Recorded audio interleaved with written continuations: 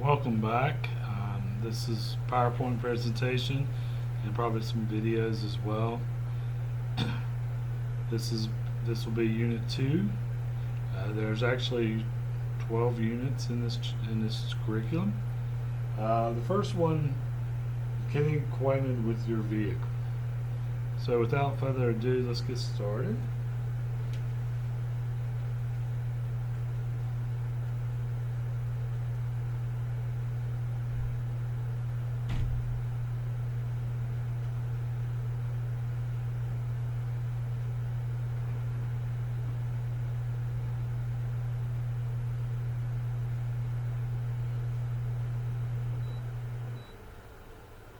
Hopefully everyone can see the board. This is the first time that I've tried this particular approach.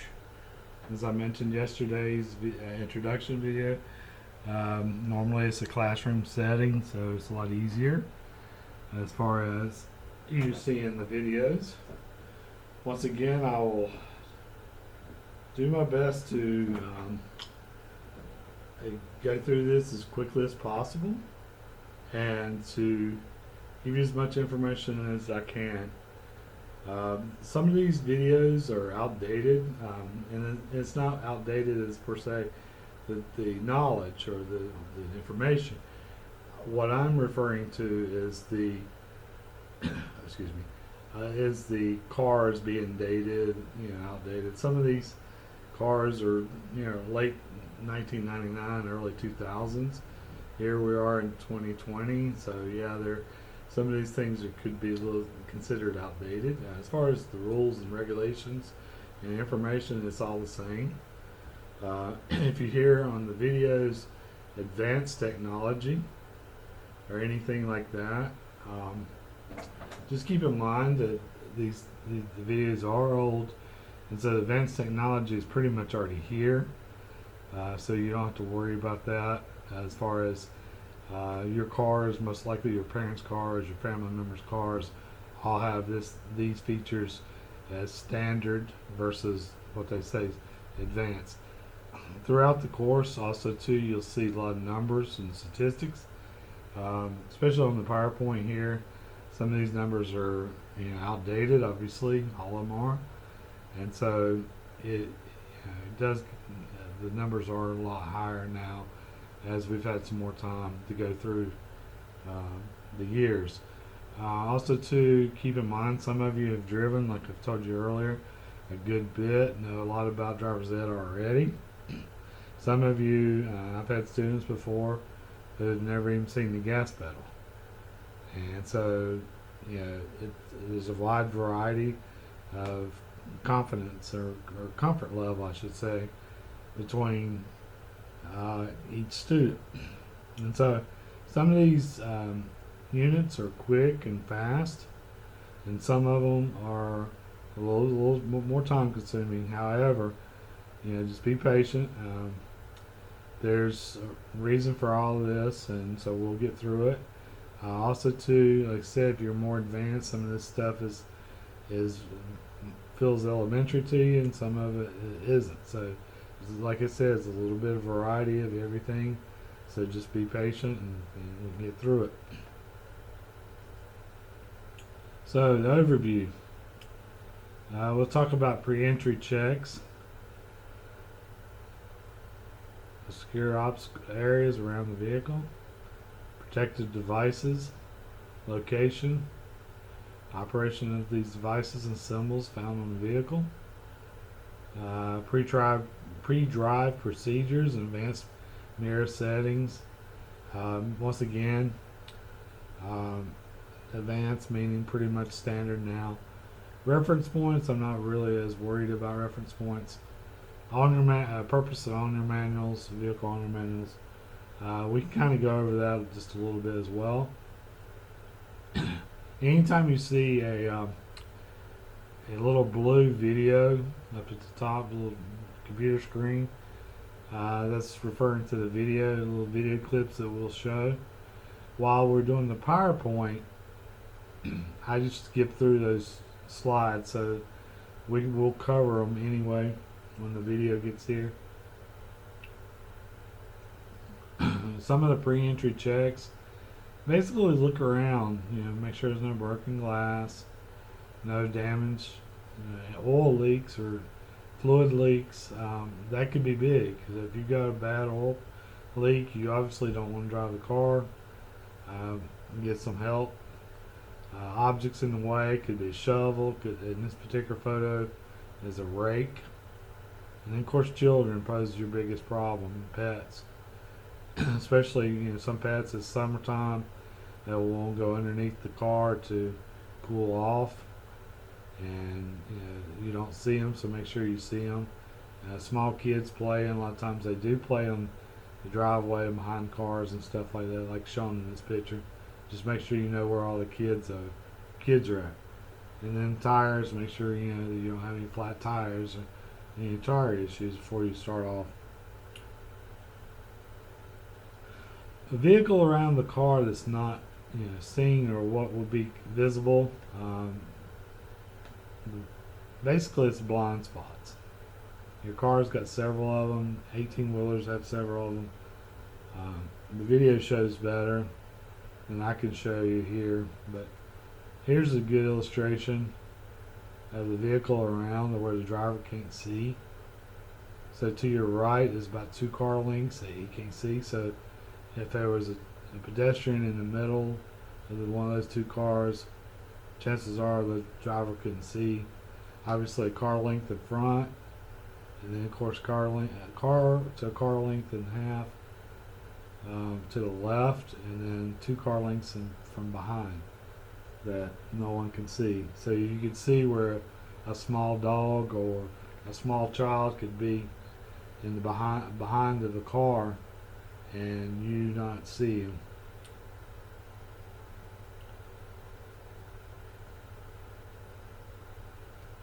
Obviously you want to reduce crash, safety restraints, seat belts. Like I said, I would not start my car without seatbelt use.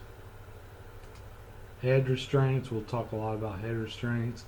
A lot of times people don't realize the importance of them, or some people call them headrests. They do have a significant function, and here in North Carolina you could be deducted some points if you don't recognize the head restraints.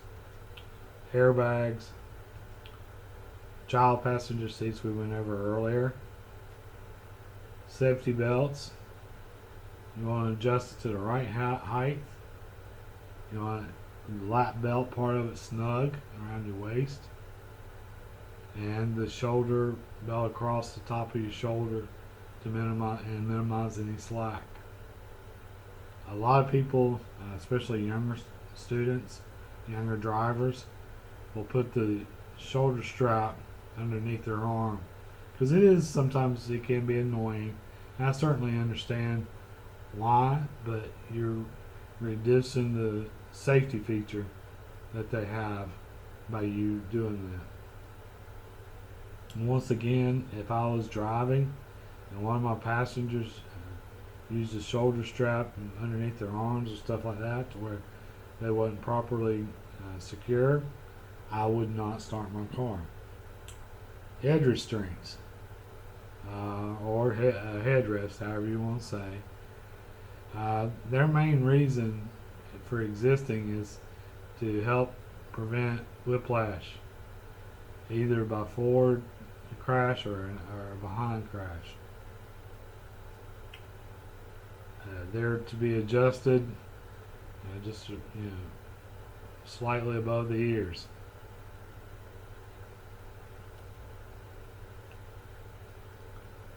Also, let's talk about airbags. Obviously, you don't want to sit so close to the airbags. We'll see a video on it later. You want to be about 12 inches. The right photo talks about 10 to 12 from your chest to the steering wheel. I would say 12, to be honest with you, or close to it. I would stick a piece of notebook paper in between me and my chest and the steering wheel, and that way that you can see the difference and see how far you need to be back. You want to sit as far back as comfortably possible, where you can reach all the controls. Obviously, the brake and gas is super important, but you also too don't want to sit so close that it works you to death trying to um, stop and start a car as far as the braking and gas. But and two, these airbags come out really fast, and so if you're sitting super duper close to the airbag, then it's deployed during an accident. You could crack some ribs or damage something. Side airbags. Here again, I wouldn't expect you to memorize all of this with the child passenger seats, but the parents of the child should know this by heart. So make sure that they're complying with the laws to keep the child safe. New advances in technology found today. Keep in mind this is like 2003, 2004. All-wheel drive, anti-lock brakes. I would dare say most cars have anti-lock brakes now. Electronic stability control, telematics, tire pressure monitoring, things like that. Technology for tomorrow, once again, is pretty much already here. Advanced head restraints, cruise control, adaptive headlights, advanced airbags, advanced seat belts, fatigue warning signals, forward crash warning, lane departure warning, park assistance, side view assistance. All these pretty much are standard in the newer cars. I would say probably 2010 and beyond, maybe even less than that.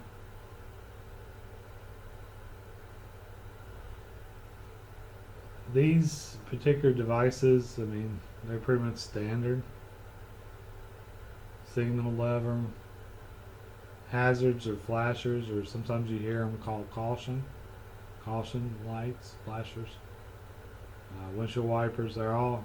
Every car is different, but these are just the similar ones. Heating and air, hood and trunk. Adjustable seats. Sometimes you got electric seats. Sometimes you have manual seat. Tilt steering, things like that. Cruise control. Automatic ignition switch. Now, from what a lot of people have those fobs. So a lot of times my students have never even seen an ignition switch. Symbols, once again. Few of them here are pretty much standard. F is like battery or alternator problems.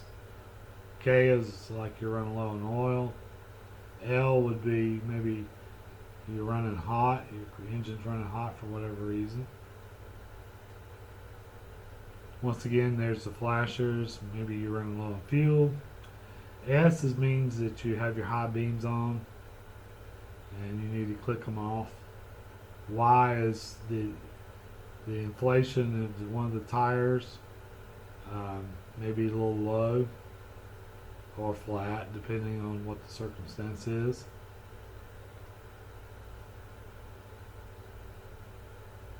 Everything else we've pretty much seen. Pre-drive procedures: lock your door, turn your car on, adjust your seat,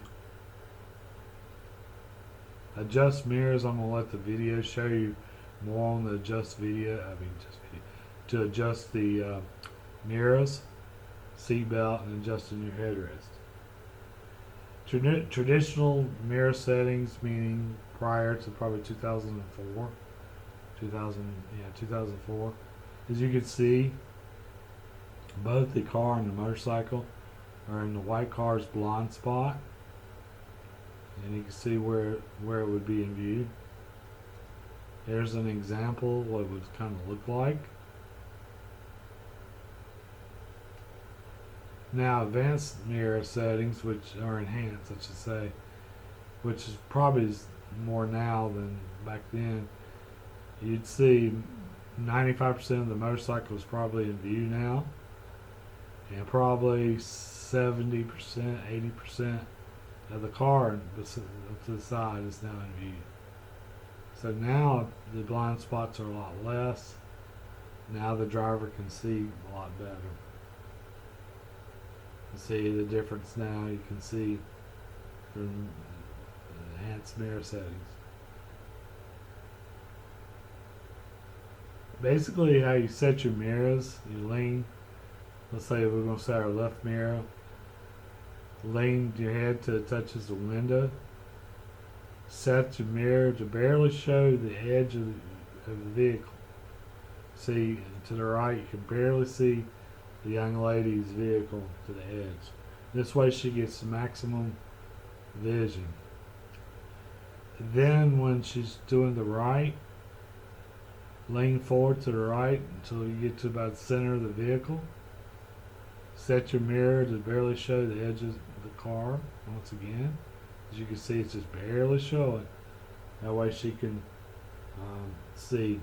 Also, too, it's kind of hard to see from this point of view. Your mirrors are made convex, meaning it gives you a wider vision, but objects may be a lot closer. So you have to use your rear view mirror to actually see, like when you're backing up and things like that, how far or how close or how far, depending, an object like a tree or a mailbox or a car or whatever. Maybe don't use your side mirrors as much. Important use of mirrors.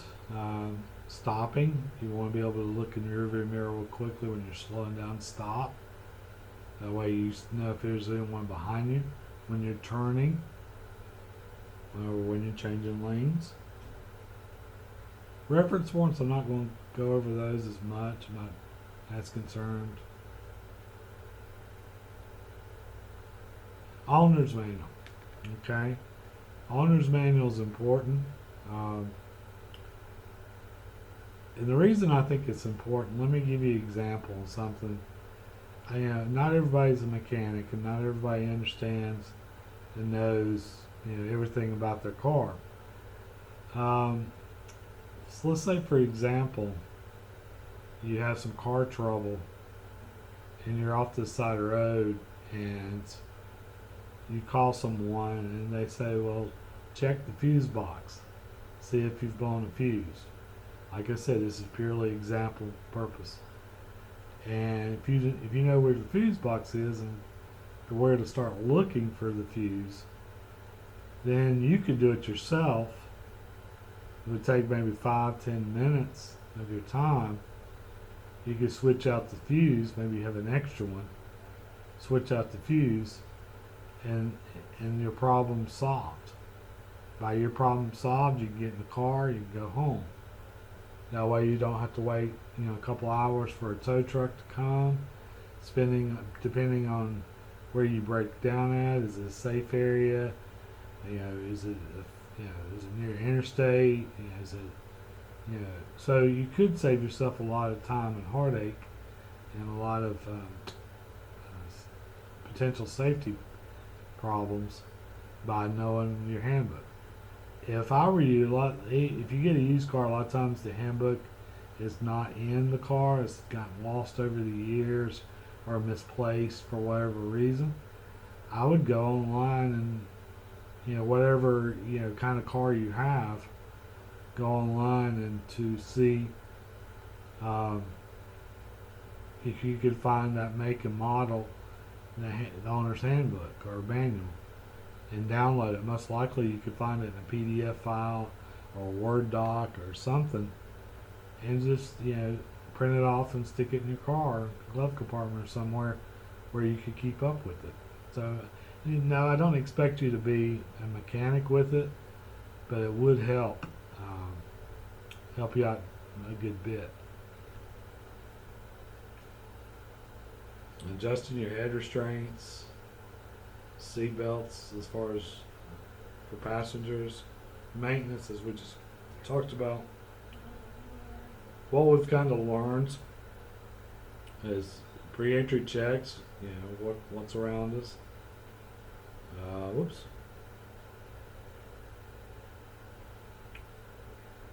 Proper use of protected devices, location and operation of these devices,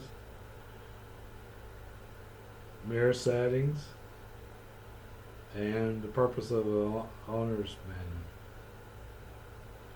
Alright, the next part what we're going to do, if you'll give me a few minutes to get things set, is to watch some videos. Hopefully you can see them. As I mentioned once before, this is all kind of new, so everything's kind of working out on its own.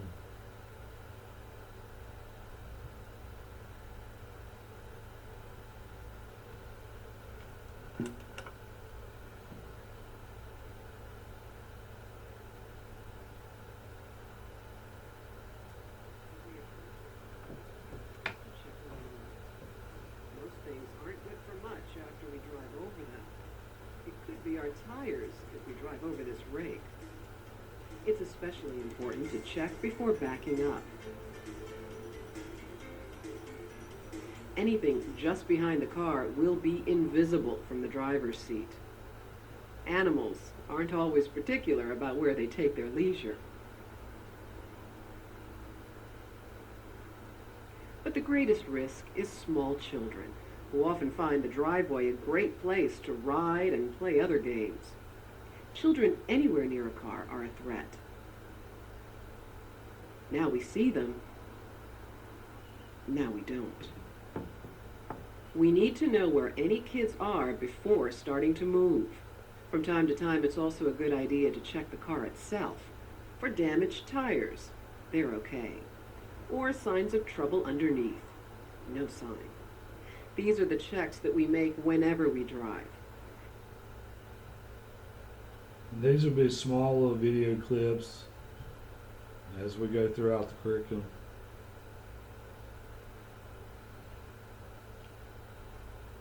To demonstrate the space around a vehicle where the driver cannot see, a student will walk slowly away from the driver's side of the vehicle until the driver can see the student's shoes. The student will mark that position with a traffic cone. The student will then position themselves in front of the vehicle and again walk slowly away until the driver can see the student's shoes. The student will again mark that position with a traffic cone. The student will continue doing this for both the passenger side of the vehicle, walking slowly away until the driver can see the student's shoes and marking that position with a traffic cone, and the rear of the vehicle, walking slowly away until the driver can see the student's shoes and marking that position with a traffic cone. This marks the area around the vehicle where the driver cannot see. The area behind the vehicle is larger than the area to the front and to the sides. The student must walk further until the driver sees the student's shoes. Drivers need to compensate for this space by properly adjusting their seat and mirrors. Learning space management techniques will help to prevent collisions, which will be discussed later in the course.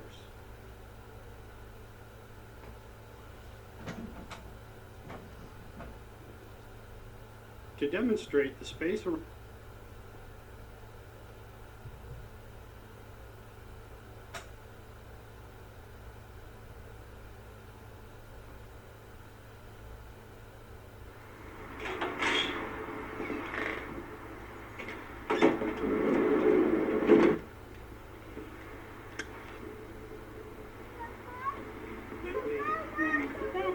To the zoo. Okay.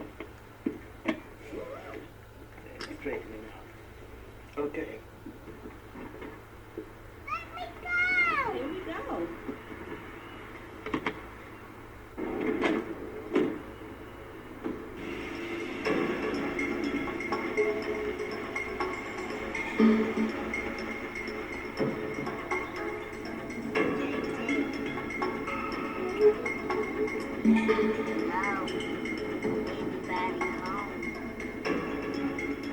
don't remember none of this. None of this from last. Jasmine, would you leave JP alone, please? Can you help me out here, Stephanie? I'm a little lost. I thought you knew where you were going.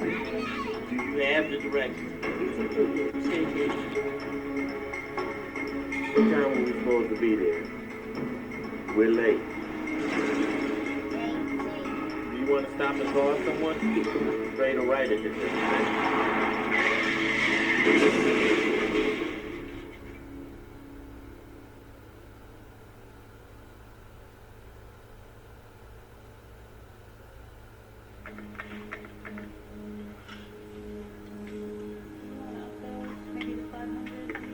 Yeah, that would probably be a good idea. If he hits something hard inside the occupant compartment, he may see more force than he does. One way we learn more about what happens in crashes is by running vehicle crash tests.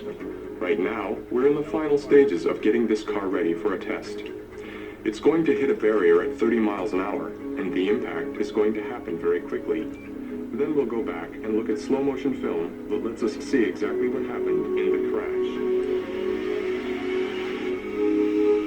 This car is going 30 miles an hour. And everything inside it is moving at the same speed. When the car first contacts the barrier, The occupant compartment doesn't stop immediately because the front end of the car is crushing and absorbing energy. This happens in a fraction of a second. But people can still be protected if they're restrained. If they're not, they continue moving at 30 miles an hour until they slam into something like the steering wheel, dashboard, or windshield. People get injured in crashes because they come to a stop too fast. when there's plenty of time to slow down, like during braking, They don't get injured, but when they slam into something hard, they stop very fast. and injuries can occur. Safety belts and airbags together offer the best protection in frontal crashes. They allow people to slow down with the occupant compartment. Airbags also spread the crash forces over the upper body and reduce the risk of serious head and chest injury. Safety belts protect people in non-frontal crashes too. Plus, they prevent ejection. And if there are violent maneuvers before a crash, belts keep people in their seats where they need to be for airbag protection. To get the maximum benefits, you need to do more than just buckle up. It also matters how you buckle up and where you sit. First, the lap part of the belt should fit as low as possible over your hips. Don't let it ride up over your stomach. If it does ride up over your stomach, which can happen, especially with bench seats, the belt itself could injure you during a crash. The shoulder belt should fit comfortably. If it rubs against your neck, check to see if it can be adjusted. You might also try adjusting the seat for a more comfortable fit. If this doesn't work, still use your shoulder belt. Don't ever put it behind you or under your arm. And don't let anybody else, including children, do this. A driver should position the seat as far away from the steering wheel as is comfortable for driving. The more distance, the less chance that your face will hit the steering wheel in a crash. And keep in mind, this can happen in a severe crash, even if you're using a safety belt.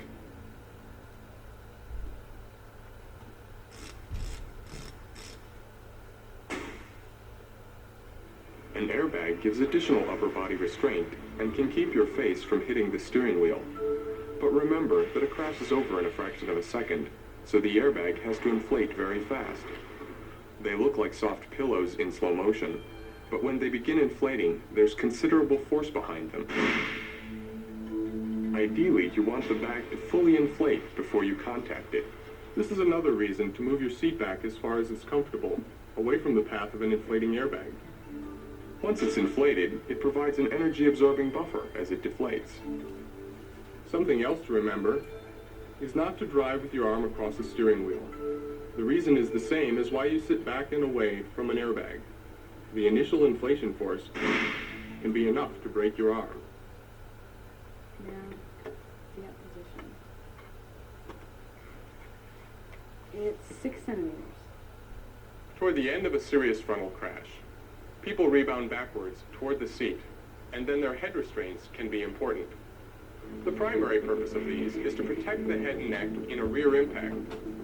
but head restraints can also catch your head and prevent injury during rebound. A head restraint should be directly behind and very close to the back of your head. If your head restraint isn't fixed in place, adjust it so that it's behind and as close to the back of your head as possible. This way, it can protect you in both front and rear impacts.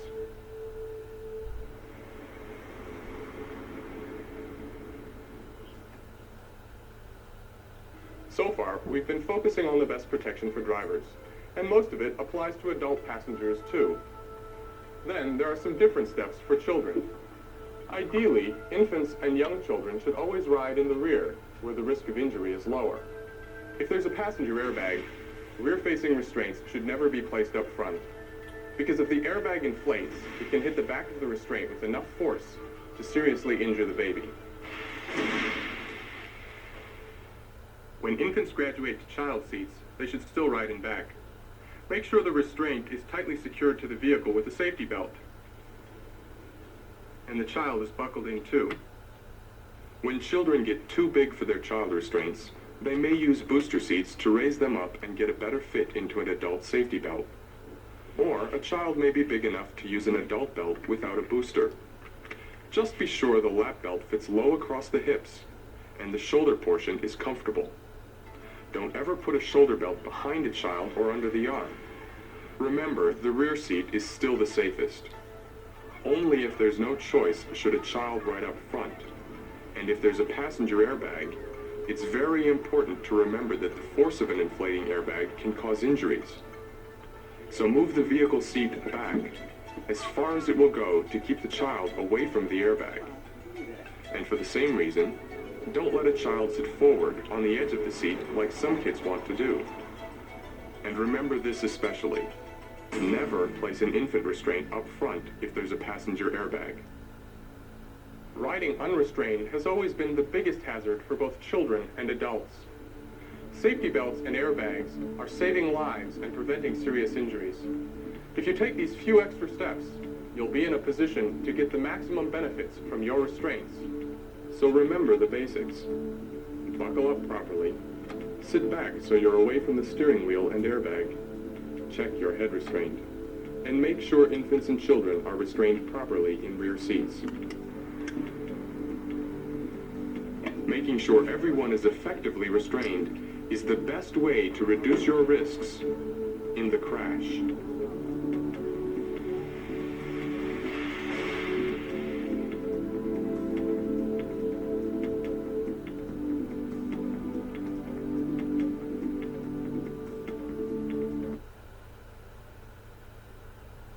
We have two more small video clips,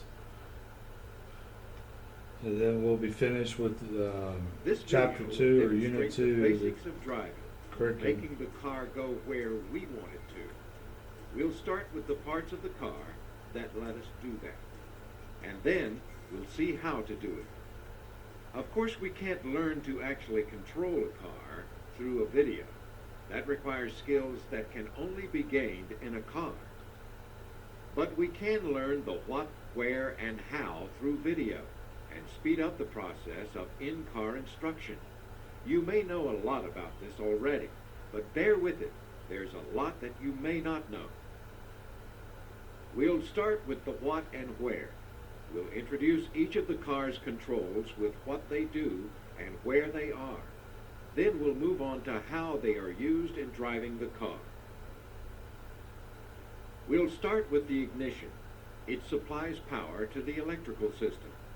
In the off position, there is no electricity to run the engine. Also, there may be no current to run the lights, wipers, or radio in order to keep the battery from running down if the equipment is accidentally left on.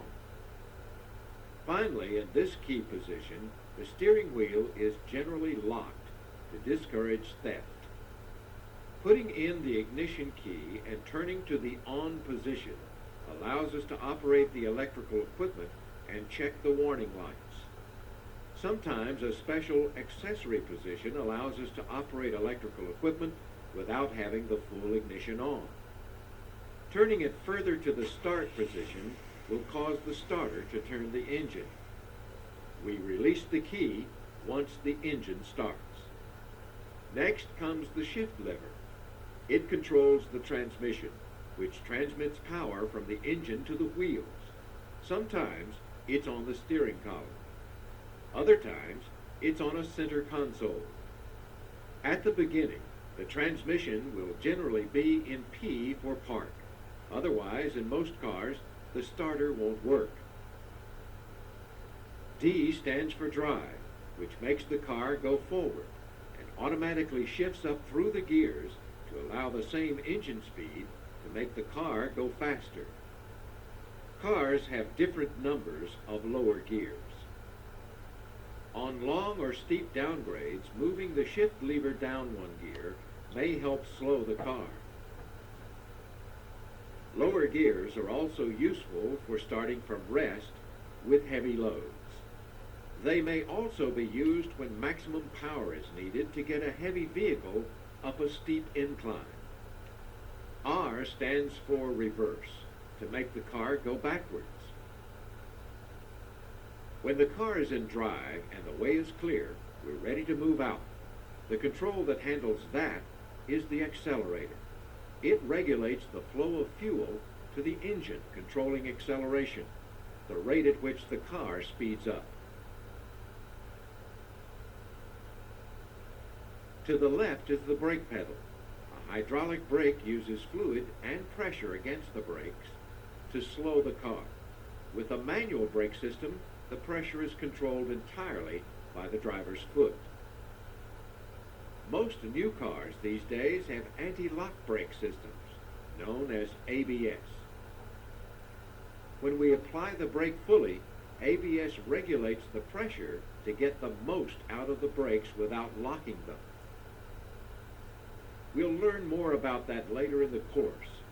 For now, the important thing is to know whether the car we are driving has manual or anti-lock brakes. This is what lets us go where we want to go. The steering wheel points the front wheels in the right direction. The rest of the car follows. These are the controls that handle the speed and direction of the car, referred to as the primary controls. Then there's a set of secondary controls. We can't show where they are because they differ from one car to another, but we can show what they do. There's a control to turn the headlights on at night and when visibility is bad. There's also a high and low beam control. Later in the course, we'll talk about when each is used. Parking lights let a parked car be seen by others. They draw less current than headlights and won't blind oncoming drivers. They must not be used when the car is moving. The turn signal lever lets us signal other cars before we turn or change lanes. Emergency flashers make lights at the front and the rear of the car blink simultaneously.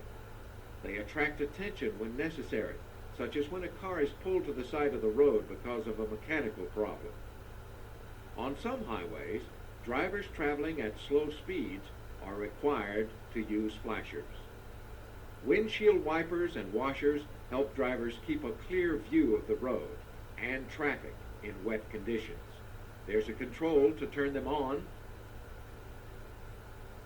and a speed control to let us adjust the speed of the wipers according to the amount of rain. The windshield washers will help clear the windshield of dirt, particularly the spray that is thrown on the windshield by trucks and other vehicles ahead. There's a control to turn on the heat when it's cold and get cold air when it's hot. In addition to the car's controls, there are some gauges we need to know about. The speedometer says how fast we're going. The odometer shows the total mileage traveled by the vehicle. Often there's also a trip odometer that we can reset at the beginning of a trip to see how far we've traveled. The fuel gauge says how close to full or empty the tank is. We probably have some fuel left when it reads empty, but we don't count on it. The water temperature indicator shows the temperature of the water in the cooling system. If it rises out of the normal range, we need to check the cooling system right away. If it is cold, we let the engine idle for a minute. The oil gauge indicates oil pressure. Indicators just show when the pressure has dropped to a dangerous level. The alternator indicator registers the output of the system that keeps the battery charged. It is very important to learn the location and operation of all controls and indicators before we start to drive a particular car. We may have to use any of them when conditions change. It's dangerous to go hunting for them while driving. And anytime we drive someone else's car or rent one, we take a few moments to make sure we know where everything is. Okay, this will be the last one of Unit 2.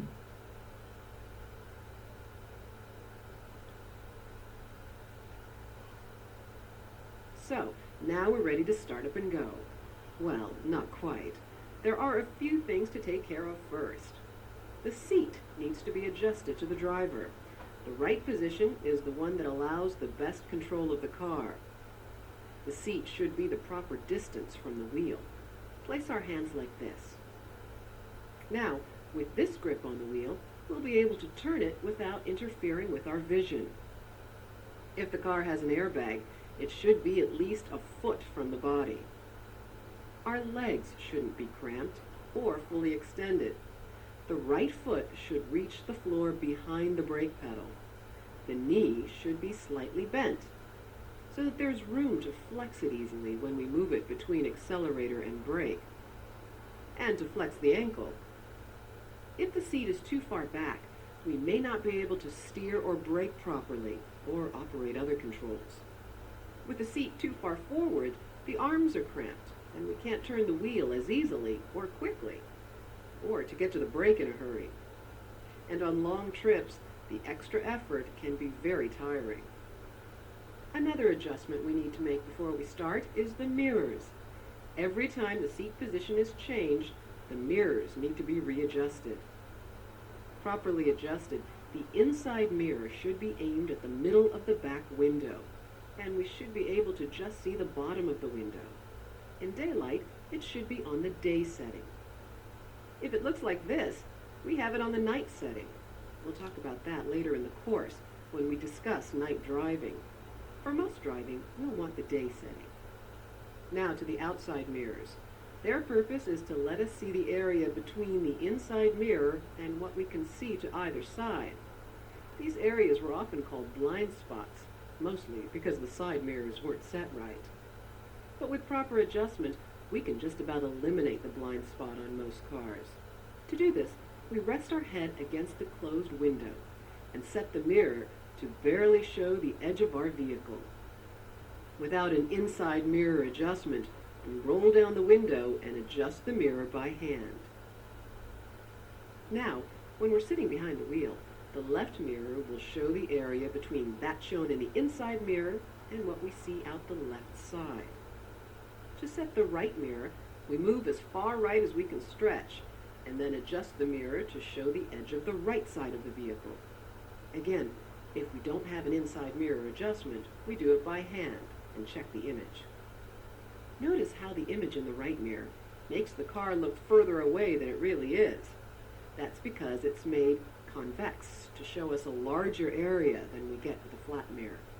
With the mirrors properly adjusted, we can see everything behind us, to the right and to the left. Let's see how this will work out on the highway. There's a car about to pass us. Watch how he moves from the inside mirror to the left outside mirror to our field of vision. We're okay on the left. Let's check to the other side as we pass that car on the right. There he goes, to the right outside mirror and to the inside mirror. Looks like the mirrors are adjusted properly. All this has to be done before we start, though. We can't reach the outside mirrors while we're driving. Just a few more checks and we'll be ready to go. The head restraint. It's not for comfort, but to keep our head from snapping back in a rear-end collision and causing whiplash, one of the most painful and long-lasting injuries. It should be behind our head, not our neck. Lock the doors to keep strangers out and us in if there's a collision. And finally, this is the single biggest thing we can do to save life and limb, to say nothing of that nice face. Later in the course, when we'll have a better idea of what can happen on the road, we'll see just how important safety belts can be. Right now, it's just a matter of adjusting them correctly. The lap belt should be snug across the hips. The shoulder belt should be snug across the chest. We can lean forward whenever we need to. But in a crash, the belt will keep us where we should be. Adjusting the seat, the mirrors, head restraint, and belts usually takes less than a minute. If no one else has been driving the car and nothing needs to be adjusted, all it takes is the few seconds needed to make sure that everything is the way we left it. Driving is one of the most difficult of life's activities. To do it well and avoid mishaps, we need everything possible going for us. Having a car that fits us like a glove is one of them.